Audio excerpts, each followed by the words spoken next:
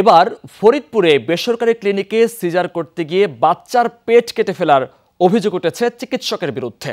আশঙ্কাজনক অবস্থায় নবজাতকটিকে Faridpur Bangabandhu Sheikh Mujib medical college হাসপাতালে চিকিৎসা দেওয়া হচ্ছে।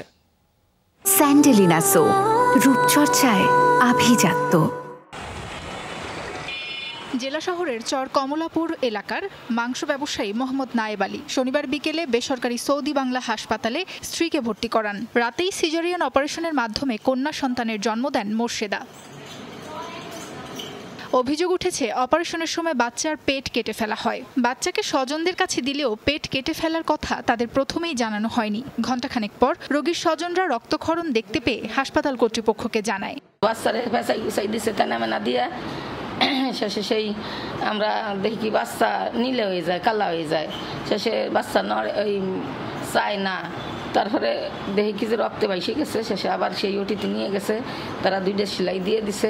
বাচ্চাটিকে প্রাথমিক চিকিৎসার পর সরকারি শিশু হাসপাতালে নেয়ার পরামর্শ দেন চিকিৎসকরা। ঢাকায় আনার কথা বলা হলেও অর্থাভাবে ফরিদপুর BSMMC হাসপাতালে নেওয়া হয়েছে শিশুটিকে। অস্ত্রোপচার করেছেন গাইনি চিকিৎসক শিরিন আক্তার। বিষয়টি নিয়ে উদ্বিগ্ন হাসপাতাল কর্তৃপক্ষ। মাথা বাইর করার পর দেখি কি 3টে পেঁচ গলায় টাইট করে, তা আমি কট মানে এই গলার কট করে পেঁচ খোলাইয়ে বাইর করে দেখি কি ওই নাভির পাশে কটটা একটু ছুটে গেছে। একটু বাইর করার পর বাচ্চাদের ওই জায়গাতে নাভির গুড়াতে একটু উজিং হচ্ছে, ব্লাড বের হচ্ছে। পরে আমরা ওইটারে 2টা স্টিচ দিয়ে দিছি। রোগীর লোকদের সাথে কথা বলতেছি এবং আমাদের হসপিটালের পক্ষ থেকে তাদেরকে উন্নত চিকিৎসার জন্য যেটা আমাদের পক্ষ থেকে করা দরকার আমরা এটার ব্যবস্থা নিতেছি। ঘটনার পর থানায় মৌখিক অভিযোগ দিলে হাসপাতালটি পরিদর্শন করে পুলিশ। এ বিষয়ে অভিযোগ এলে তদন্ত করে প্রয়োজনীয় ব্যবস্থা নেওয়ার আশ্বাস জেলা সিভিল সার্জনের।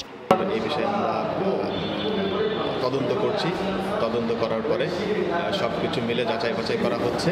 যদি কোনো পক্ষ আমার কাছে অভিযোগ করে তাহলে আমি তদন্ত কমিটি গঠন করে এটা দেখব এবং সেইভাবে ব্যবস্থা নেব। নায়েব আলী মোর্শেদা বেগম দম্পতির প্রথম সন্তান এই মেয়েটি। 72 ঘন্টা পার না হওয়া পর্যন্ত শিশুটির শঙ্কামুক্ত কিনা তা বলতে পারছেন না BSMMC হাসপাতালের চিকিৎসকরা। সাবরিনা লিজা, যমুনা নিউজ।